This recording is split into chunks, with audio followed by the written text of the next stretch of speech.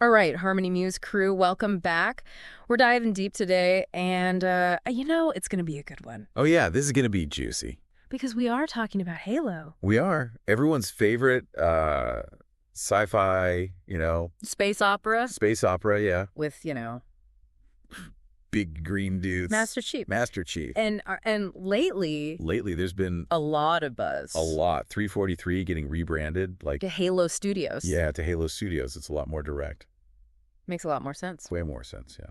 And then, I think one of the biggest things was at the 2024 Halo World Championship Series, they announced multiple new Halo games are in development. Multiple. So we're not even sure what that looks like yet. Yeah, I mean, that's a lot. That's a lot. And for you, our Harmony Muse viewers, you've been with us through, all the ups and downs, especially with Halo Infinite, which has been a journey, to say the least. It's been a wild ride. Yeah. So we figured let's take a look at, the best of what Halo has to offer, kind of look at what Halo Infinite's been going through, and then what the future might hold for the franchise. Right.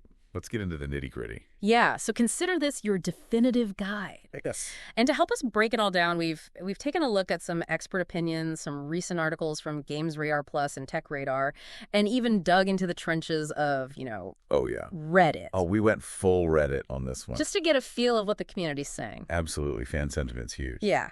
So in this deep dive, we're tackling three main areas. First, we're going to go through a curated top 10 list of Halo games from, Games Radar Plus and Tech Radar, see where those guys land. Yeah. Second, we're diving deep into Halo Infinite and why it's been facing, so much player drop-off and criticism. It's been rough, I'm not going to lie. And then finally, looking ahead, what's the future? What does Halo Studios mean? What does Unreal Engine 5 mean for the franchise? Exciting times. Yeah. So our goal is we want to give you a really clear understanding of what's going on with Halo right now and what might be coming up, just to give some context, Yeah, some good info for everyone. For both newcomers and longtime Harmony Muse viewers. Exactly. So, without further ado, let's jump right in. Let's do it.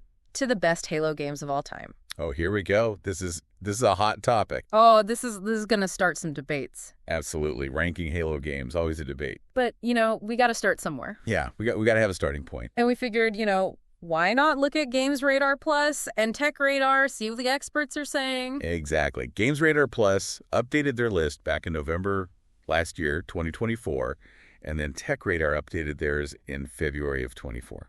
So pretty recent. Pretty recent, yeah. All right, so coming in at number 10 on Games Radar Plus list is Halo Wars 2 from 2017. Oh, Halo Wars. The RTS. Now, I remember when this came out, there was some hesitation, right? People were like, another Halo RTS. Do we need this? Do we really need this? But Games Radar Plus makes a case for it. They say it actually works really well on controller. Which is surprising for an RTS. Usually you think mouse and keyboard, right? Exactly. But they said it improves upon the first Halo Wars in that regard. Really? Yeah. And they said the controls are more streamlined. You can actually micromanage your army better. Oh, wow. With the control groups. And there's even a surprisingly decent story. Oh, okay. That was crafted by Creative Assembly. Plus, you can't forget those beautiful Blur Studio cinematics. Oh my gosh, those are gorgeous, yeah. Right. And they also gave a nod to the Blitz mode with its, army building with the card decks. Okay, yeah, that's a unique take on it. So, I mean, it's interesting that Halo Wars 2, an RTS could even make it on this list. I think it speaks to, it really did try to do something different with the formula. Right, and adapt it to a controller. Yeah, and it seems like they were successful, at least according to Games Radar, plus... Yeah. But I think it does raise a question, though, do we want more Halo RTSs? Right. What do you think? I mean, I don't know. For me, Halo is about, the first-person shooter, The core gameplay? Yeah, the core gameplay. Yeah. It's interesting, though. It's interesting. That they made it work. Yes, for sure. Okay, so moving up Games Radar Plus list to number 5, we have Halo 3, ODST from 2009. ODST. Now, this one's really interesting because you don't play as a Spartan. Yeah, you're not Master Chief in this one. You're not a super soldier. You're the rookie. You're an orbital drop shock trooper, like a regular dude. Just a regular soldier, which makes you way more vulnerable. Oh, absolutely, yeah. And Games Radar Plus talks about how it really emphasizes that vulnerability. Right. And they also talk about the story. It's very engaging, almost like a detective story. Okay. As you're, piecing together the events that happen in New Mombasa. And you can actually tackle the missions in any order you want across this like really cool Open world. yeah, almost like sandbox style. Sandbox style. I like Yeah, that. city. Yeah. And it ties in really nicely to the overall Halo 3 story. Oh, cool. So it's kind of like its own little side story. Yeah, like a spin-off, but still within the universe. Exactly, yeah. And PC Gamer actually pointed out that some of the ODST squad mates are voiced by the cast of Firefly. Oh, that's awesome. Yeah, so that's a fun little tidbit. Little Easter egg for fans. Exactly. Right. I love that. So ODST definitely, a unique entry in the Halo series. Yeah, for sure. Taking a risk, cool. stepping outside of the Spartan booth. Sure. Now let's take a look at Tech Radar's list. They actually had Halo Wars Definitive Edition on their list. The first Halo Wars. Interesting. Yeah. And they talked about how, it's fun to pit the UNSC and the Covenant against each other. That is the classic Halo, conflict. Exactly. Good versus evil. And the fact that it was developed by Ensemble Studios, RPS legend. Yeah, the RTS veterans really shows. They knew what they were doing. Yeah. They did point out, though, that for like real hardcore strategy gamers, it might feel a little simplistic. Right, yeah. And that the gameplay could get repetitive. So maybe more for like the Halo fans who want to try out RTS. Right, yeah, exactly. And then Tech Radar also included Halo 4 on their list. Oh, Halo 4, that was a different one. It was. They said it was visually stunning. It was, especially for the 360. Like when it came out, it was like, whoa. Yeah, it pushed that console to its limits. Yeah, it really did. And they said that the campaign had some really powerful and emotional moments centered around Cortana's rampancy. Yeah, that was a heartbreaking storyline. It was. But then they brought up, the elephant in the room. The multiplayer. The multiplayer. Yeah, that was a big shift. It was a huge shift. A lot of fans felt like it was trying too hard to be Call of Duty. Right, like trying to be something it wasn't. Yeah, and it didn't really resonate with a lot of the Halo community. Yeah, they wanted that classic Halo feel, and it just wasn't quite there. And PC Gamer even chimed in and said that the Warhog felt, quote, wimpy and toy-like. Oh, wow, really? Yeah, and that the new Promethean weapons were uninspired. Interesting. Yeah, the Promethean weapons, I remember those being kind of... Yeah, they weren't as memorable. Not as memorable, yeah. As the classic Covenant weapons. Right. So Halo 4, it seems like a mixed bag. Yeah, definitely a mixed bag. Beautiful game, but maybe strayed a little too far. Right. Now, Halo 3, can't forget Halo 3. The classic. This one, it's always on these lists. Always. And Tech Radar calls it, a worthy end to the original trilogy. It was. And they praised the graphics. It was a huge leap forward at the time. Oh, yeah. And the level design, they said it was really expansive and detailed. You really had to think strategically. Yeah, and those set pieces, like taking down a scarab. Oh, so epic. So epic.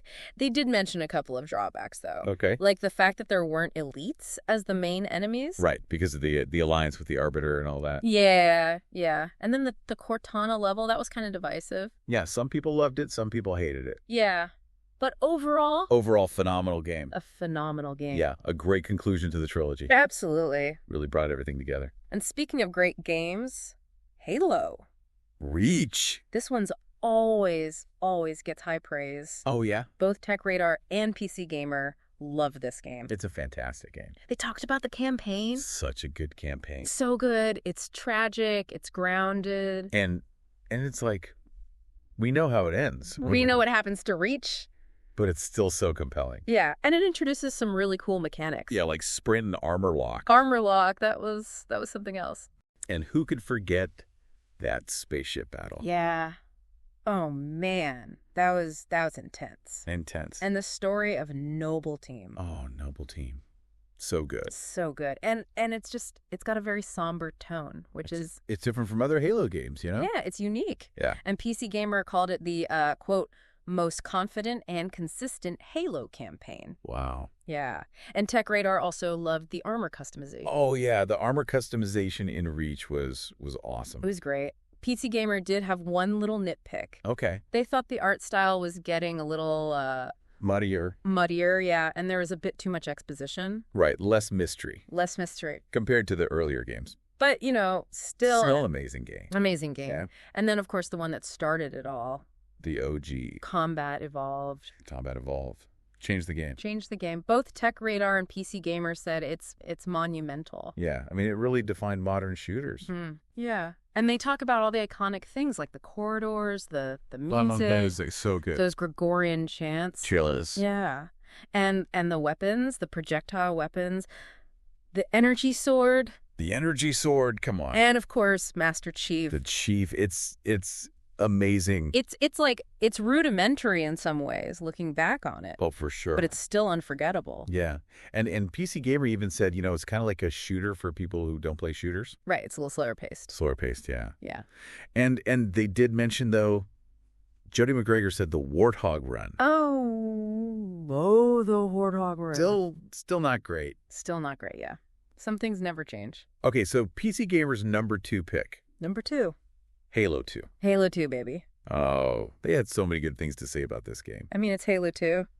They brought up that Scorpion tank part on the bridge, playing as the Arbiter with active camo. So cool. Oh, and the Chief returning the bomb. Iconic. Iconic. The battle rifle. Oh, the battle rifle. Yes. Dual-wielding needlers. Oh, yeah.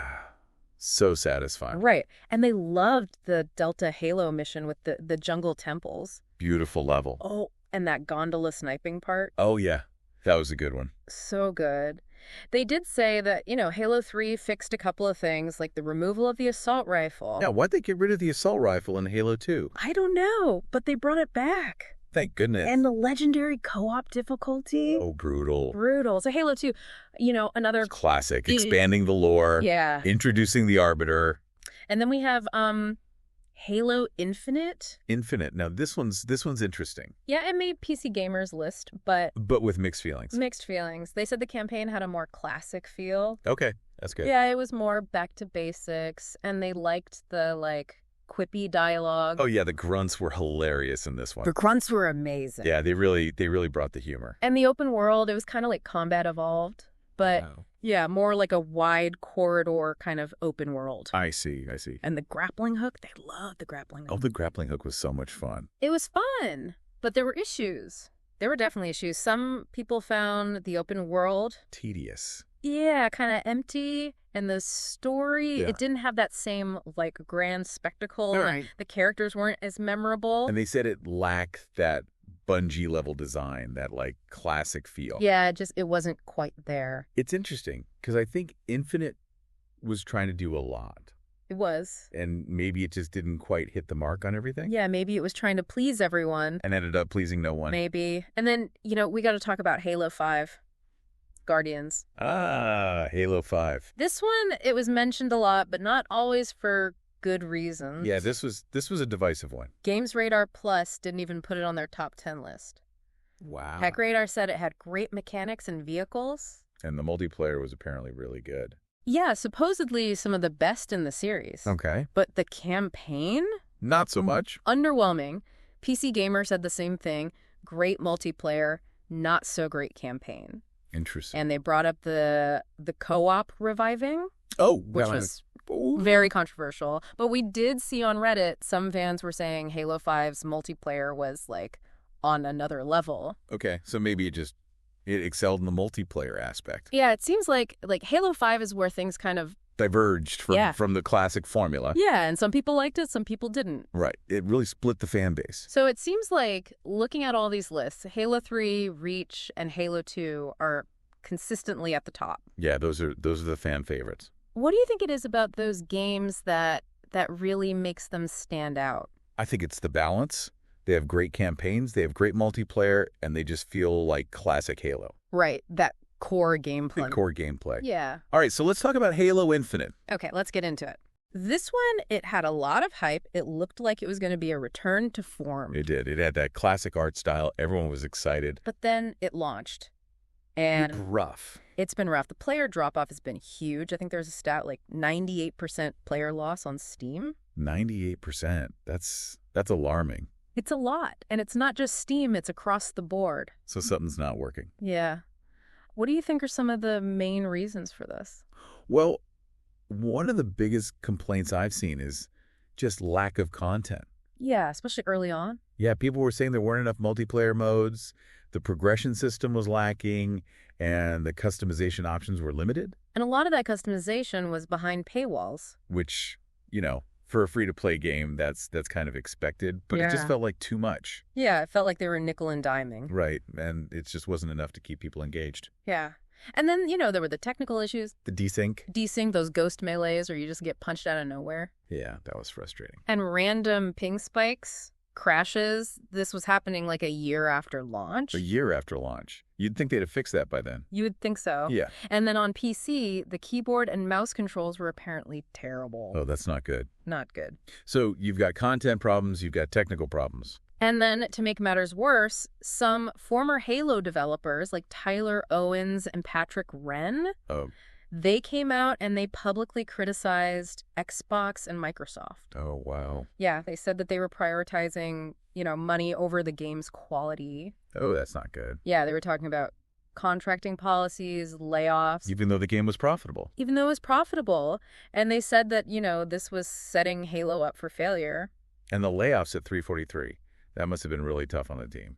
Yeah, they said it created a really stressful environment and really hurt the game's development. That's really unfortunate Yeah. to hear that from the people who were actually working on the game. And it kind of ties into the whole vision thing, Right. What was the vision for Infinite?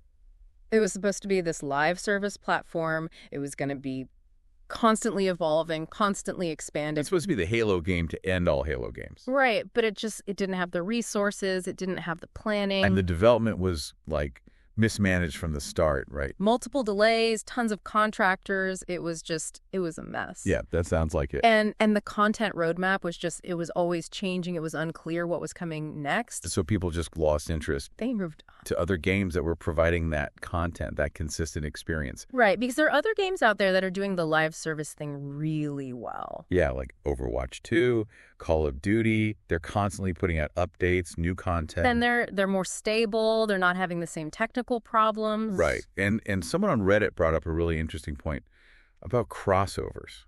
Oh, yeah, like Fortnite. Like Fortnite, yeah.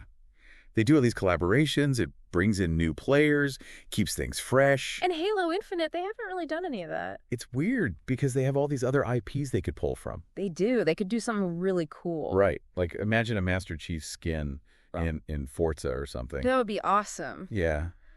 But yeah, it just seems like a missed opportunity. A big missed opportunity. So a lot of problems with Halo Infinite, but But there's hope for the future there is hope. because they've made some big changes. Big changes. Yeah, they rebranded 343 to Halo Studios, Yeah.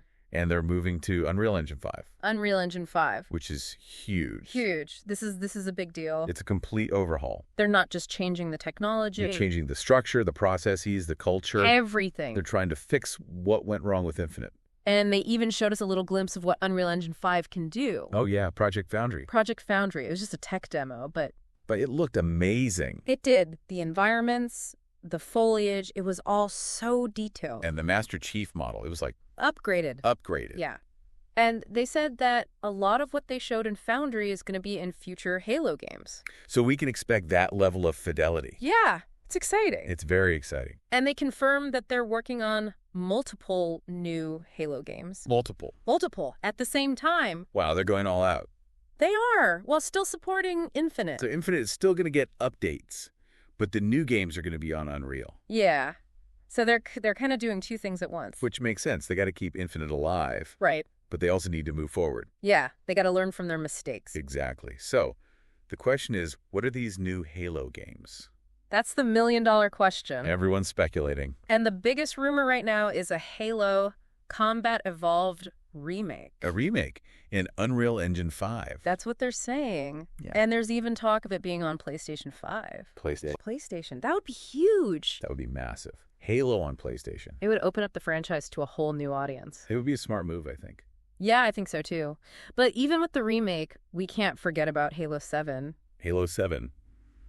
The sequel to Infinite. Yeah, because Infinite's story, it didn't really have a proper ending. It left a lot of loose ends. Yeah, Atriox is still out there, the endless offensive bias. We need answers. We do. And some people think that Halo Studios might do what other franchises are doing. Like Gears of War. Yeah, release remakes and new games at the same time. That would be awesome. Keep the old fans happy and bring in new players. Exactly. It's a win-win. It is. And on top of all that, we're getting more Halo content outside of the games. Oh, yeah, the expanded universe stuff. Yeah, more Waypoint Chronicles, those audio dramas. Those are great. They really flesh out the lore. Yeah, and there's a new novel coming out, Halo. Empty Throne. Empty Throne, what's that one about? It takes place after the UNSC Infinity's defeat. Yeah, and apparently it has some fan favorite characters. Interesting. So it's kind of like filling in the gaps. Yeah, and maybe setting up future events. No. And Kelly Gay might be writing another book too. Oh, nice. So yeah, lots of Halo stories to explore. It's a good time to be a Halo fan. It is. And even Infinite is still getting updates. Really? What kind of updates? Well, there are rumors of some unreleased content. Like what? Apparently there's a gravity hammer with a bayonet. The gravity hammer with a bayonet. That's brutal. Brutal. And a new fuel rod cannon based on the Halo 5 design. Interesting. And even the Falcon from Reach might be coming back. The Falcon. I love the Falcon. It was a fun vehicle. The what? And there might be a Halo 5 10th anniversary update. 10 years already. Wow. I know, it's crazy. They might add GGN2 armor and a GGN2 armor core. That'd be cool. So even though Infinite had its problems, They're still trying to improve it. yeah, they're not giving up on it. So with all of this going on, the speculation is that we're going to get a big Halo announcement this year. This year, 2025. 2025. Maybe at the Xbox Showcase in June. That would make sense. It's usually when they announce the big stuff. Yeah, and it would be a good lead up to the 25th anniversary in 2026. Oh, yeah. Big anniversary coming up. And, you know, we got to talk about what the fans want. What do the fans want? They want Firefight. Firefight. Everyone loves Firefight. It's been missing for a while. It has. It's such a fun mode, just pure co-op survival. Yeah, and it would be a nice change of pace from the competitive multiplayer. Absolutely. So Halo, it's had its ups and downs. It has. But the future's looking bright. Very bright. It seems like they're finally listening to the fans. Yeah, they're making changes. Unreal Engine 5, new games, maybe even Halo on PlayStation. It's exciting. It's very exciting. So we want to hear from you, Harmony Muse viewers. What are your thoughts on all this? Yeah, what are your favorite Halo games? What do you want to see in the future? Let us know in the comments below. Yeah, we want to hear from you. And here's a final thought for you. Okay. With all these changes, with Unreal Engine 5, with the possibility of Halo on other platforms, Right? what do you think really defines a Halo game? What makes a Halo game a Halo game? Yeah. What are the core elements that can't be changed? That's a good question. And how do we balance that with, you know, innovation and moving the franchise forward? It's a tough question. It is. But we'd love to hear your thoughts. Yeah, let us know in the comments. All right, Harmony Muse crew, that's it for this deep dive. Until next time. See you later.